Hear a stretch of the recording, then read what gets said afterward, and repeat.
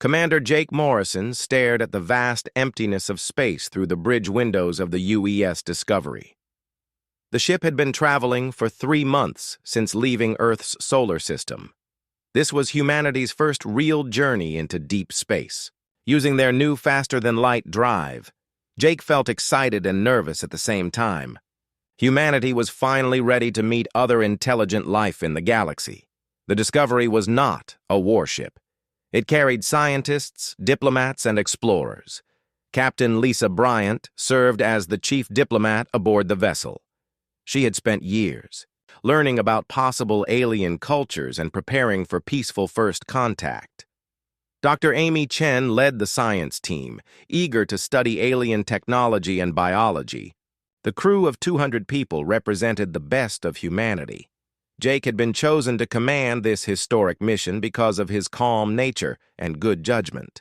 At 35 years old, he had already proven himself as one of Earth's finest space pilots. He believed deeply that humanity's first meeting with aliens should be peaceful and respectful. The ship's sensors suddenly detected something massive ahead. Lieutenant Commander Kate Sullivan called out from her station that multiple unknown vessels were approaching. The objects were clearly artificial and much larger than anything humans had ever built. Jake ordered the crew to prepare for possible first contact protocols.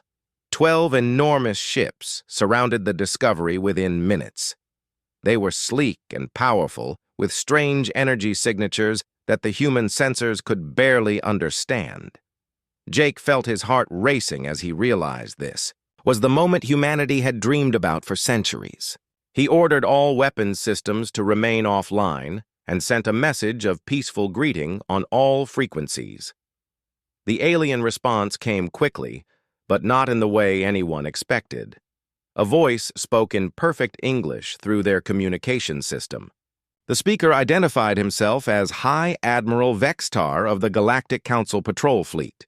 His tone was cold and dismissive as he demanded that the human vessel prepare to be boarded immediately. Captain Bryant stepped forward and tried to explain that humanity came in peace. She offered cultural exchanges and scientific cooperation. She spoke about Earth's desire to join the galactic community as friends and equals.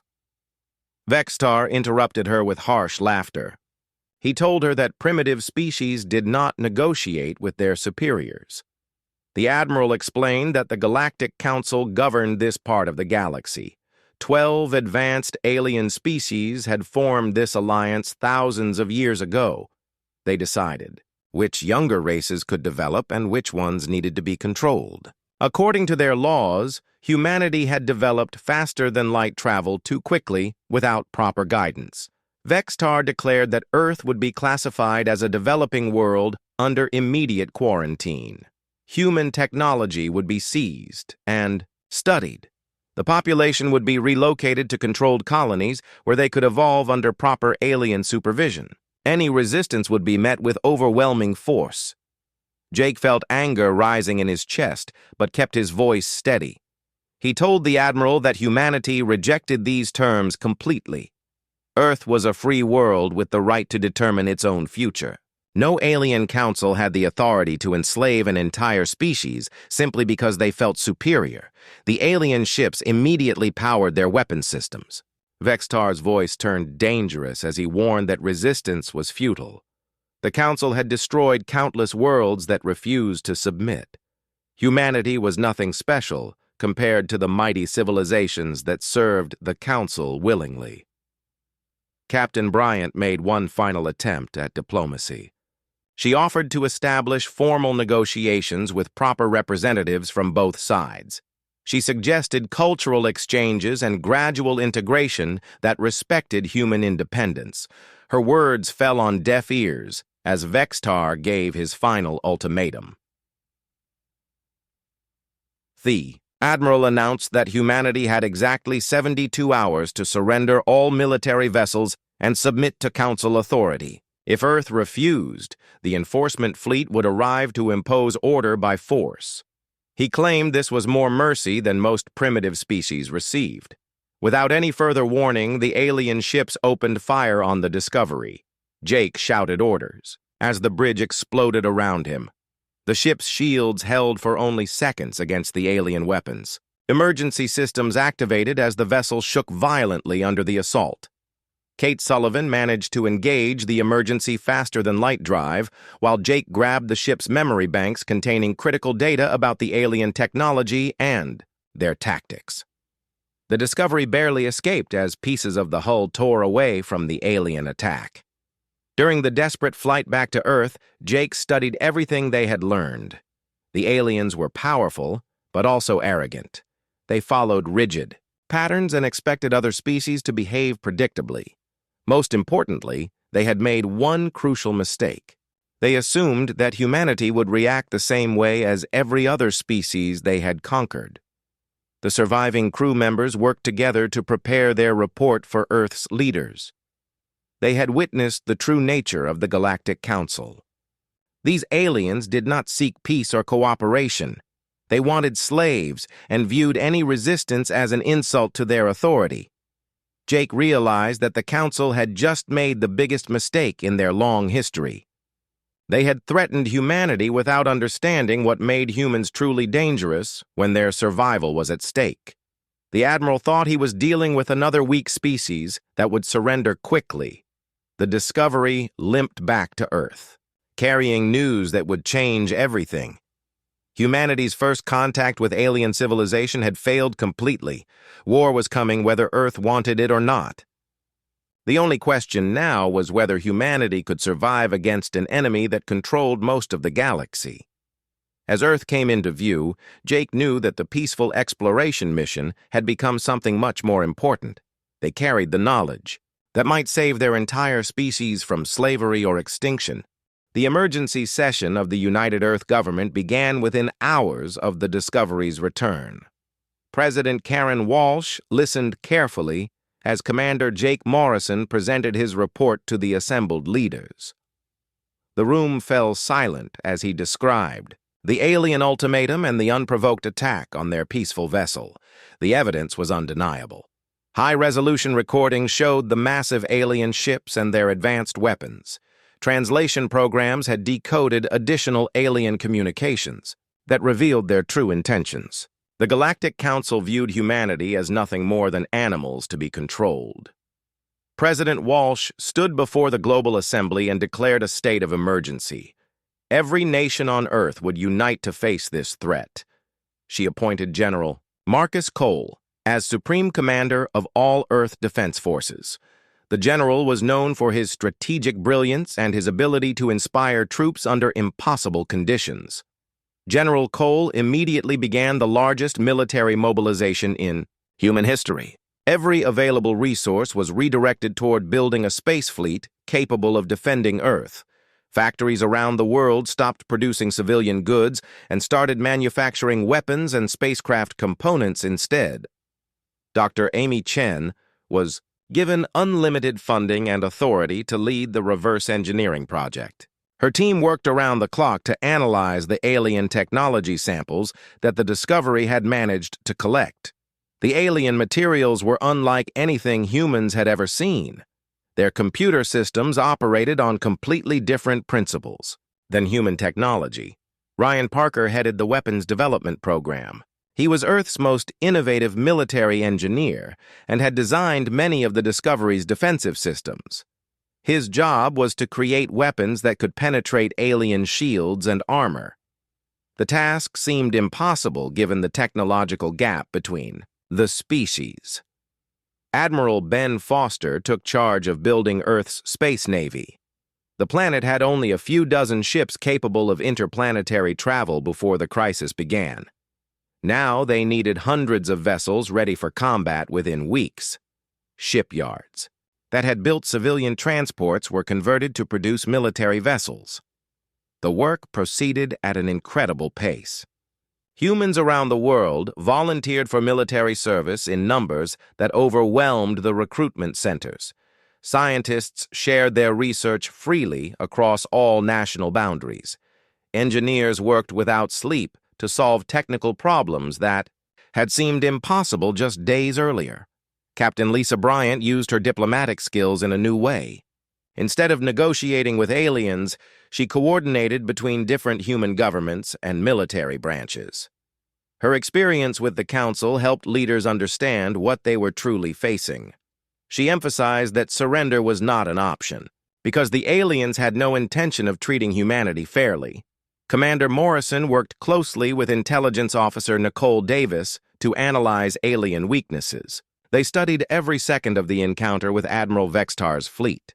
The aliens had superior technology, but they also showed clear patterns of behavior that could be exploited. The analysis revealed that the Council species had been the dominant power in the galaxy for so long that they had become predictable. They followed ancient military doctrines that had worked against every previous enemy. Their tactics were efficient, but inflexible. They expected other species to fight according to established rules. Nicole Davis discovered something even more important in the alien communications. The Council was not as united as they pretended to be. Different species had different opinions about how to handle the human problem. Some wanted immediate extermination, while others preferred gradual assimilation. These disagreements could potentially be exploited. Dr. Chen made the first major breakthrough in understanding alien technology. She discovered that their power systems operated on principles that humans had only theorized about. However, this advanced technology had an unexpected weakness. It was so complex that small disruptions could cause massive system failures. Ryan. Parker used this information to develop new weapons specifically designed to fight alien vessels. Instead of trying to match their firepower directly, human weapons would target the weak points in alien systems. Electromagnetic pulse devices could disable their computers. Kinetic projectiles could overwhelm their defensive calculations. Most important development came from studying the alien ship hulls. Admiral Foster realized that the materials were incredibly strong but also very expensive to produce. The Council could not replace their ships quickly if they suffered significant losses. This meant that Earth's strategy should focus on destroying alien vessels rather than just driving them away. As the 72-hour deadline approached, Earth's defenses were still incomplete. However, humanity had accomplished more in 3 days than most civilizations achieved in decades. The united effort had produced weapons, ships, and strategies that might give them a fighting chance. President Walsh broadcast a message to the entire planet on the final day before the deadline. She explained that humanity would never surrender to alien masters. Earth's children deserved to grow up free rather than as slaves to species that viewed them as inferior. The choice was simple: fight for freedom or accept eternal servitude. The alien fleet arrived exactly on schedule. 30 massive ships emerged from faster-than-light travel at the edge of the solar system. Admiral Vextar sent his final ultimatum demanding immediate surrender. He promised that resistance would only make humanity's punishment more severe. Earth's response was broadcast on all frequencies for the aliens to hear clearly. President Walsh spoke for all of humanity when she rejected the Council's demands completely. She informed the Admiral that Earth would defend itself by any means necessary. Humanity had learned from their first encounter and would not be caught unprepared again. The message continued with a warning that surprised the alien commander. Earth had analyzed Council technology and tactics during the past 3 days. Human forces were ready to demonstrate why threatening an entire species had been a serious mistake. The Council had underestimated humanity's capacity for rapid adaptation and unified action. Admiral Vextar's response revealed his anger and frustration. He had expected quick surrender followed by easy occupation. Instead, the primitive humans were defying the mighty Galactic Council. He announced that Earth would be made an example for other species who might consider resistance. The alien fleet began moving toward Earth at maximum speed. Their weapons were charging, and their shields were at full power. Vextar intended to destroy enough human cities to break their spirit before accepting surrender. He had no idea that humanity was about to teach the Council a lesson they would never forget. Admiral Vextar watched his fleet approach the inner solar system with complete confidence. 30 Council warships represented more firepower than most species had ever seen in one place. The human homeworld grew larger on his screens as the fleet moved past the outer planets without resistance. He expected the primitives to surrender once they saw the overwhelming force arrayed against them. The Admiral had conquered 47 worlds during his long career. Every species followed the same pattern when faced with Council might. First came desperate negotiations, then token resistance, and finally, inevitable surrender. The humans would be no different despite their earlier defiance. Their crude technology could not possibly challenge ships that had dominated the galaxy for millennia. Colonel Steve Mitchell monitored the approaching alien fleet from Luna Base on Earth's moon. The massive facility had been transformed during the past week into something the Council had never encountered before. Instead of a simple outpost, Luna had become a fortress, bristling with weapons designed specifically to fight alien vessels. The moon's surface was covered with railgun installations that could fire projectiles at incredible speeds. Missile platforms, hidden in craters, contained warheads equipped with the electromagnetic pulse technology that Dr. Chen had developed. Most importantly, the entire base was designed to look like a standard defensive installation rather than the trap it had actually become. Commander Morrison stood on the bridge of the rebuilt Discovery as Earth's fleet took position throughout the solar system. The strategy was unlike anything the Council had faced before. Instead of meeting the aliens in traditional space combat, human forces would use the environment itself as a weapon. Asteroid fields became hiding places, and orbital debris served as camouflage. Lieutenant Commander Kate Sullivan led a squadron of fighters positioned among the wreckage of old satellites and space stations. Her pilots had trained intensively to fight in cluttered environments where larger ships could not maneuver effectively. The alien vessels were powerful, but their size made them vulnerable to small, fast attackers. The Council fleet entered Earth's orbital space expecting to find terrified humans cowering behind inadequate defenses. Instead, they encountered the first shock of their military careers. Luna Base opened fire with every weapon simultaneously, filling space with railgun projectiles and guided missiles that moved faster than alien sensors could track. Admiral Vextar's flagship shuddered under impacts that should have been impossible. Human projectiles were penetrating Council shields using frequencies that the aliens had never encountered. The electromagnetic pulse warheads were disrupting ship systems in ways that their technology could not compensate for quickly enough. The alien formation began to break apart as ships tried to avoid the unexpected barrage from Luna. Their rigid tactical doctrines had no provisions for enemies that used unconventional weapons and strategies. Council commanders found themselves unable to respond effectively to attacks that violated every rule of civilized warfare. Kate Sullivan's fighter squadron struck from multiple directions simultaneously. The small human craft darted between pieces of orbital debris, launching missiles and then disappearing before the aliens could return fire. Each attack damaged alien ships while revealing new weaknesses in their defensive systems. The aliens tried to restore order by targeting Luna Base directly. However, Colonel Mitchell had prepared for this response. The base's surface installations were mostly decoys designed to draw alien fire.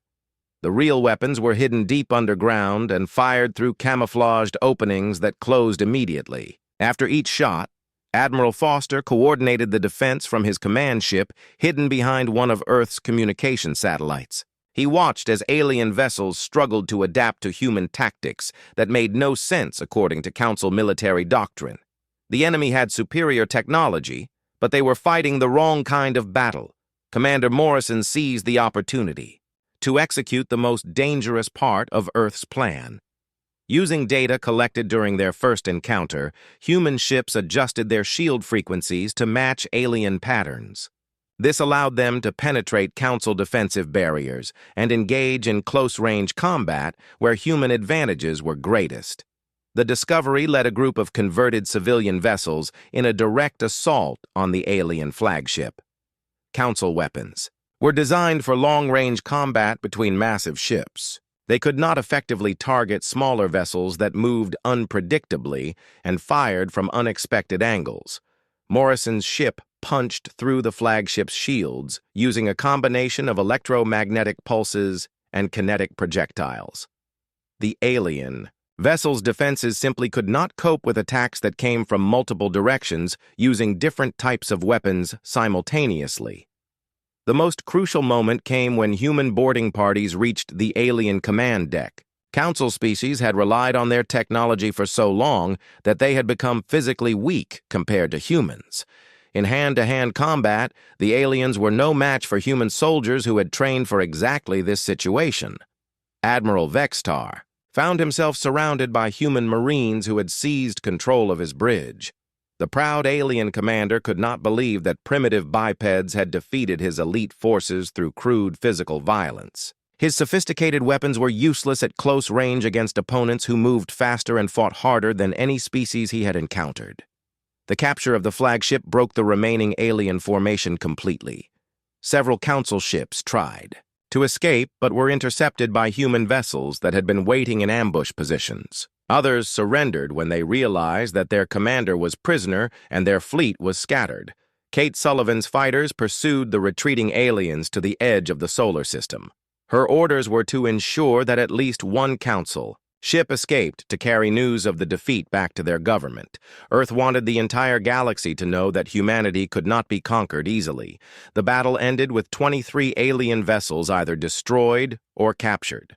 Only 7 ships managed to reach faster than light speed and flee toward Council space. Among the prisoners was Admiral Vexatar himself, along with hundreds of alien crew members who provided valuable intelligence about Council technology and tactics. Colonel Mitchell surveyed the wreckage floating near Luna Base. Human losses had been surprisingly light considering they were fighting enemies with superior technology. The key had been refusing to fight according to alien expectations. Council forces were powerful, but they could not adapt quickly to opponents who ignored established rules. Commander Morrison studied the captured alien databanks, while Admiral Foster coordinated cleanup operations. The victory had been complete, but both men knew it was only the beginning. The Council would not ignore such a humiliating defeat. They would return with larger fleets and better preparation for human tactics. Dr. Chen began analyzing captured alien technology, while Ryan Parker examined their weapon systems. Every piece of equipment would be studied to improve Earth's defenses for the next battle. The humans had won this fight, but the war was far from over. President Walsh addressed the planet with news of the victory. Humanity had proven that alien arrogance could be overcome through courage, innovation, and unity. However, she warned that the Council would seek revenge for their defeat. Earth must prepare for an even greater challenge in the battles ahead. High Chancellor Morden slammed his massive fist against the Council chamber table as the surviving ships from Admiral Vextar's fleet delivered their humiliating report. The Catherian Empire's leader could not believe that a primitive species had defeated Council forces through crude tactics and barbaric close combat fighting.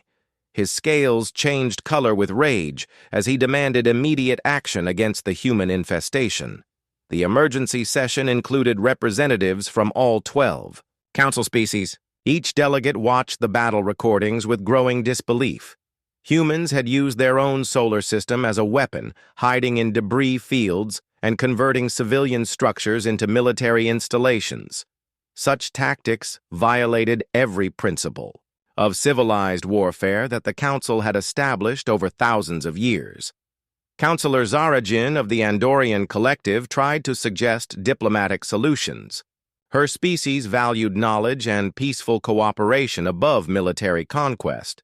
She argued that humanity's unexpected resistance proved they might be valuable allies rather than subjects. The humans had shown remarkable adaptability and innovation under pressure. Chancellor Morden roared his disagreement. The Catherians had built their empire through strength and would not tolerate defiance from inferior species.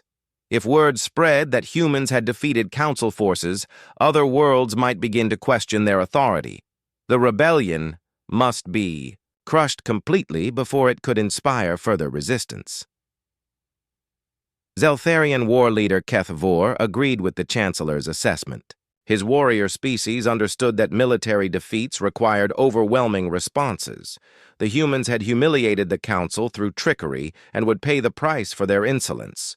Honor demanded that Earth be reduced to ash as an example to the galaxy. The moderate voices were quickly overwhelmed by calls for massive retaliation. Grayan Science Director Veltar wanted to study human unpredictability before destroying them, but even his logical species agreed that the threat must be eliminated. Only the Andorians continued to oppose total war against Earth. The Council voted to authorize deployment of the Grand Armada. Over 300 warships representing the combined might of all member species would converge on the human solar system. No primitive world had ever faced such overwhelming force. Earth would surrender or be annihilated. On Earth, General Cole implemented Operation Defiance while the Council debated humanity's fate. Intelligence reports suggested that alien reinforcements were being assembled throughout Council space. Earth had perhaps 6 months to prepare for an invasion force that would dwarf the first alien fleet. Dr. Chen worked with an expanded team of scientists to develop new defensive technologies. The captured alien equipment had revealed the principles behind Council science, but replicating their achievements remained extremely difficult. Human manufacturing could not match the precision and exotic materials used in alien construction. Chief Engineer Paul Robinson led the development of humanity's most ambitious project. His team was building ghost ships that could phase briefly out of normal space using modified alien technology. The vessels would be nearly impossible to target while phased, but could still launch attacks against solid targets. The ghost ship technology required enormous amounts of power and could only function for short periods. However, the brief invisibility might provide the tactical advantage that humanity needed against superior numbers. Robinson's engineers worked around the clock to perfect the unstable system. Commander Morrison led reconnaissance missions to gather intelligence about Council preparations. His modified ships used captured alien technology to penetrate deep into Council space without being detected. The information they collected painted a terrifying picture of the force being assembled against Earth. The Grand Armada was unlike anything the galaxy had seen since the ancient wars that established Council dominance. Massive dreadnoughts from the Catherian Empire carried enough firepower to destroy entire continents. Zeltharian battle cruisers brought their warrior traditions and advanced combat systems. Even peaceful species had contributed their most powerful vessels to the fleet. Nicole Davis analyzed intercepted Council communications and discovered crucial intelligence about their internal divisions. The alliance between 12 species was not as stable as they pretended. Each race had different goals for the war against humanity and conflicting ideas about how it should be conducted. The Catherians wanted complete extermination of all human life. Their empire had been built through conquest, and they viewed mercy as weakness. Chancellor Mordun saw the humans as a disease that needed to be eliminated before it could spread to other worlds. Zeltharian forces sought honorable combat against worthy opponents. They respected human fighting ability, but believed that defeat in battle would prove Council superiority. War leader Kethvor wanted to test his warriors against the innovative tactics that had surprised Admiral Vextar's fleet. The Grayans approached the conflict as a scientific opportunity. They wanted to capture human leaders and study the psychological factors that made them so unpredictable. Director Veltar believed that understanding human nature could help the Council prevent future rebellions. Captain Bryant worked to exploit these divisions through carefully crafted propaganda broadcasts. Her messages reached civilian populations throughout Council space and revealed the truth about humanity's peaceful intentions. Many alien citizens began questioning why their governments had started a war against a species that only wanted independence. Admiral Foster expanded Earth's defensive preparations beyond the solar system. Human forces established hidden bases in nearby star systems and prepared supply lines for extended combat operations. If Earth fell, the resistance would continue from secret installations throughout local space. Ryan Parker's weapons program achieved several breakthroughs using captured alien technology. New missiles could track targets through faster-than-light jumps. Improved electromagnetic pulse devices could disable entire alien ships with single hits. Most importantly, human weapons were becoming more reliable and easier to manufacture. In large quantities, the most significant development came from studying alien shield technology. Dr. Chen discovered that Council defensive systems operated on rotating frequencies that followed predictable patterns. Human weapons could be programmed to match these frequencies and penetrate alien defenses more effectively. Colonel Mitchell prepared Luna Base for the coming siege while expanding similar installations throughout the solar system. Asteroid mining. Stations were converted into hidden fortresses. Gas giant moons became weapons platforms. Even the outer planets were equipped with defensive systems designed to delay and damage the approaching armada. As the Council fleet gathered strength, Earth's leaders faced difficult decisions about civilian evacuation. President Walsh refused to abandon the homeworld, but authorized the establishment of human colonies in distant star systems. If the worst happened, humanity would survive to rebuild somewhere else. The final intelligence reports confirmed Earth's worst fears.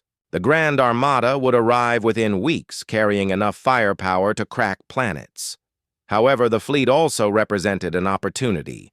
If humanity could somehow defeat such overwhelming force, the Council's authority would collapse and other, oppressed species might join the rebellion. Commander Morrison returned from his last reconnaissance mission with detailed information about alien fleet composition and planned tactics. The Council intended to overwhelm Earth through sheer numbers while preventing any ships from escaping to spread word of human resistance. General Cole finalized Earth's desperate strategy. Instead of defending from fixed positions, human forces would transform the entire solar system into a battlefield. Every planet, moon, and asteroid belt would become part of the defense. The aliens would face attacks from directions they never expected, using weapons they could not understand. The ghost ships were ready for combat despite their experimental nature. Paul Robinson's engineers had managed to stabilize the phasing technology enough for limited battlefield use. The vessels would spearhead humanity's counterattack when the Council fleet arrived. As Earth prepared for the greatest battle in human history, morale remained surprisingly high. The victory over Admiral Vexitar had proven that aliens could be defeated despite their technological advantages. Humanity would not surrender their freedom without a fight that the galaxy would remember forever. The Grand Armada emerged from faster-than-light travel at the edge of Earth's solar system, like a metallic plague spreading across the stars. 312 warships representing 12 alien species formed the largest military force ever assembled against a single world. High Chancellor. Mordun commanded the fleet from his massive dreadnought, while expecting humanity's immediate surrender. The alien fleet detected no resistance as they began their approach toward the inner planets. Long-range sensors showed normal. Civilian traffic and standard defensive installations around Earth. Chancellor Mordun smiled with satisfaction. The primitive humans had apparently realized the futility of resistance against such overwhelming power. Admiral Foster watched the approaching armada from his command position, hidden in the asteroid belt between Mars and Jupiter. Human forces had spent months preparing for this moment. Every rock large enough to hide a ship contained human defenders. The aliens were about to discover that Earth's solar system had become the ultimate battlefield. The first surprise came as the Council fleet passed Jupiter. What appeared to be routine mining operations suddenly revealed themselves as military installations. Human ships emerged from the gas giants' moons and launched coordinated attacks using the planet's massive gravity to accelerate their weapons beyond normal speeds. Lieutenant Commander Kate Sullivan led her fighter squadrons in hit-and-run attacks that used Jupiter's magnetic field to disrupt alien sensors. The Council ships found themselves fighting blind while human forces struck from directions that should have been impossible according to standard tactics. Chancellor Morden ordered his fleet to regroup and eliminate the hidden bases around Jupiter. However, the human installations had been designed to be expendable. As soon as alien forces approached, the bases self-destructed, while their defenders escaped through concealed tunnels leading to backup positions. The real shock came when the first ghost ships phase-shifted into reality directly beside Cytherian dreadnoughts. Paul Robinson's experimental vessels appeared from nowhere and delivered devastating attacks before vanishing again into their phased state. The aliens had never encountered technology that allowed ships to become temporarily intangible. Commander Morrison piloted the lead ghost ship in a direct assault against the alien command vessel. His ship materialized inside the enemy's shield, perimeter, and launched electromagnetic pulse missiles at point-blank range. The massive dreadnought systems overloaded as Morrison's vessel phased back to safety. The Council fleet began to lose cohesion as individual species started implementing their own tactical doctrines. Cytherian ships charged forward seeking direct combat while Zeltharian vessels tried to maintain formation. Grayan science ships held back to study the strange human technology instead of supporting the assault. Admiral Foster exploited these divisions by targeting specific alien species with customized attacks. Electromagnetic pulse weapons disrupted Grayan computer systems while kinetic projectiles penetrated Cytherian armor.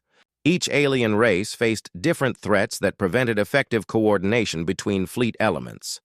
Captain Bryant's propaganda broadcasts reached the alien fleet and began undermining morale among species that had joined the invasion reluctantly. Her messages revealed the truth about human peaceful intentions and questioned why civilian populations were supporting a war of conquest against an independent world. The battle spread throughout the solar system as human defenders used every available resource as weapons. Saturn's rings became a maze of hidden missile platforms that fired on passing alien ships. The planet's moons served as bases for surprise attacks that struck alien formations from unexpected angles. Colonel Mitchell coordinated the defense of the inner system from his expanded command center on Luna. The moon had been transformed into a fortress that could withstand direct assault while supporting operations throughout Earth's orbital space. His railguns continued to inflict massive damage on any alien ship that came within range. Dr. Chen's electromagnetic pulse technology proved devastatingly effective against Council systems. The aliens had designed their equipment to resist conventional weapons, but had no defense against attacks that targeted their computer networks directly. Entire alien ships became helpless drifting hulks after single successful strikes.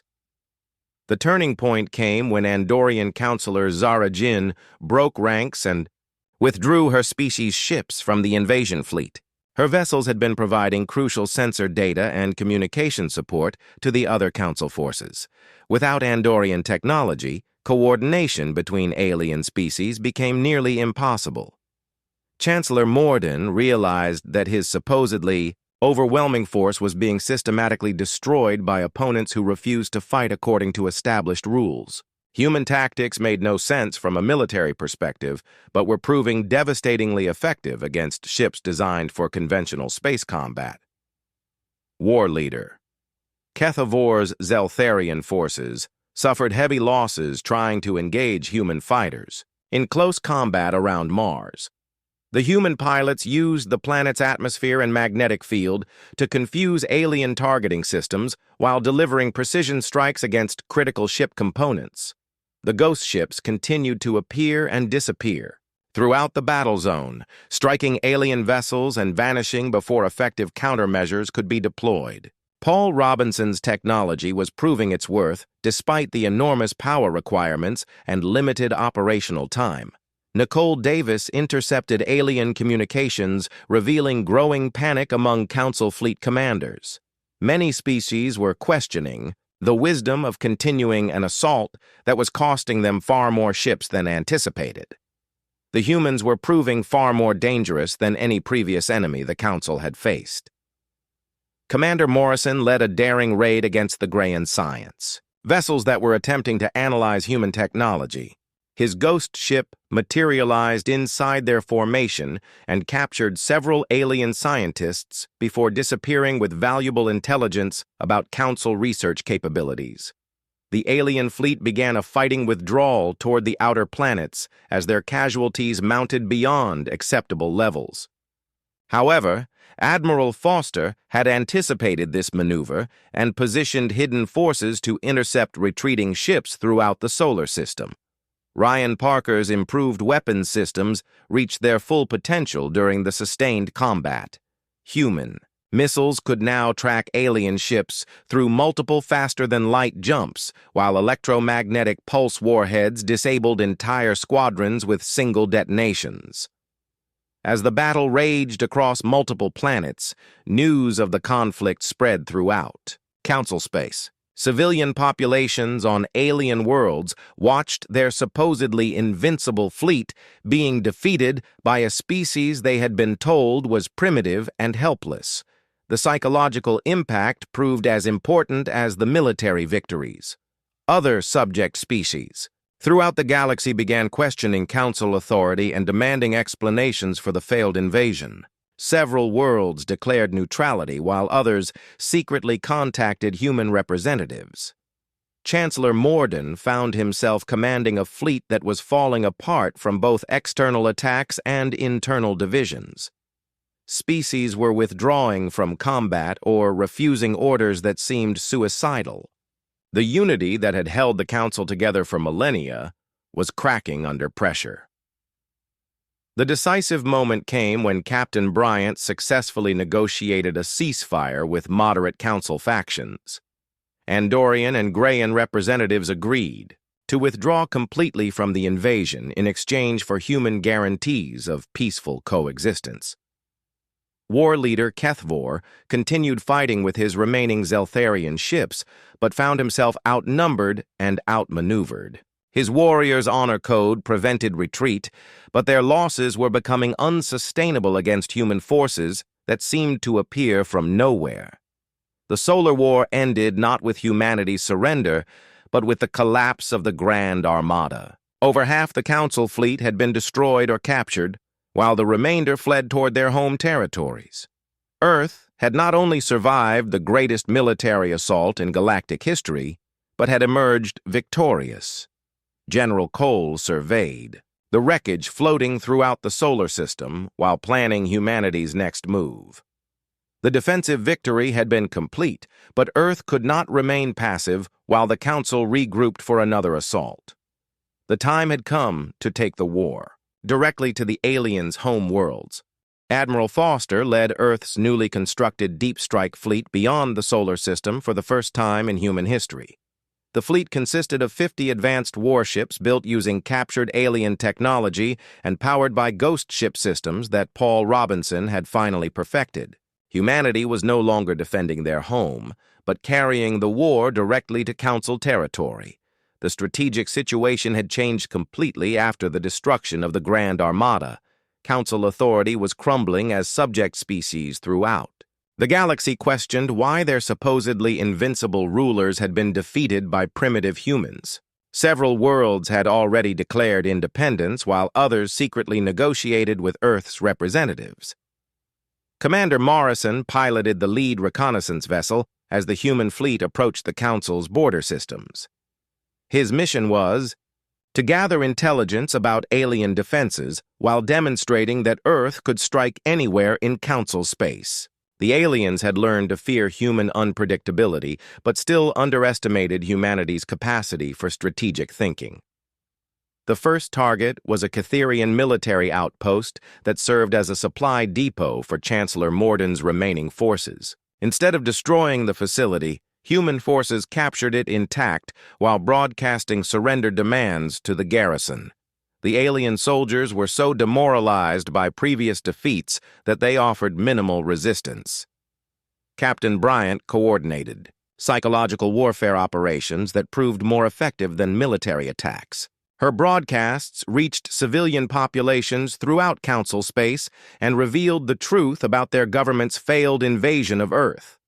Public opinion began turning against the war as alien citizens realized their leaders had started an unjust conflict.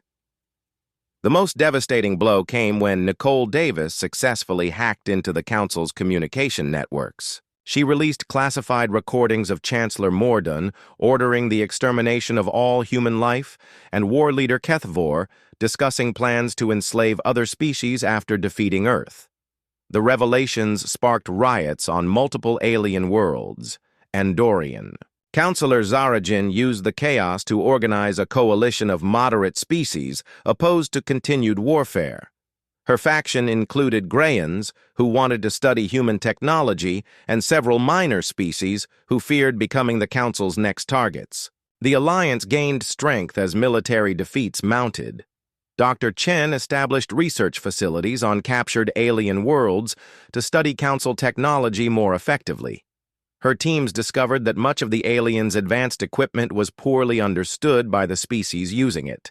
They had inherited technology from extinct civilizations without truly comprehending its principles. The ghost ship technology reached full maturity under Paul Robinson's continued development. Human vessels could now phase shift for extended periods while maintaining full combat capability. This advantage made traditional space combat obsolete, as human ships could attack from impossible positions. General Cole coordinated a systematic campaign to liberate Council subject worlds while avoiding unnecessary destruction. Human forces offered protection to any species willing to declare independence from alien rule. The liberation movement spread faster than Council forces could respond to contain it. Chancellor Mordun attempted to rally his remaining supporters by declaring humans a threat to all galactic civilization. However, his credibility had been destroyed by the military defeats and the leaked recordings of his extremist statements. Even loyal Catherian colonies began questioning their allegiance to his government. The critical moment came when human forces reached Nexus Prime, the Council's capital world. Instead of besieging the planet, Commander Morrison implemented Captain Bryant's most ambitious psychological operation. Earth's fleet surrounded the world, while broadcasting evidence of Council corruption and incompetence to the entire galaxy. Yi. Broadcasts included testimony from captured alien officers who revealed the true nature of Council rule. Subject species had been exploited for millennia while being told they were protected partners. Resources were extracted from their worlds to support the lavish lifestyles of Council leadership while local populations suffered. War leader Kethvor made a final attempt to restore Council prestige by challenging human forces to single combat. His remaining Zeltharian ships engaged Admiral Foster's fleet in a desperate battle above Nexus Prime. However, the alien warriors could not adapt to ghost ship tactics and were systematically destroyed. The sight of Zeltharian defeat broke the last vestiges of Council authority. These warriors had been considered invincible for thousands of years. Their destruction by human forces proved that the old order was finished and a new era had begun. Civilian unrest spread across Nexus Prime as alien populations demanded explanations for the catastrophic war.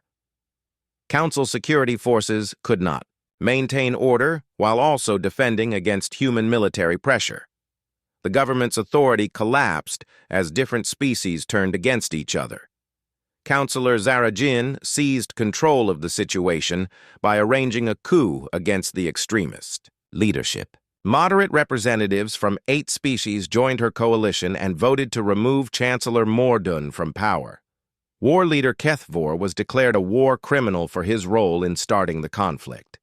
The new Council leadership immediately requested negotiations with Earth's representatives. They offered complete surrender and begged for mercy from the species they had tried to conquer.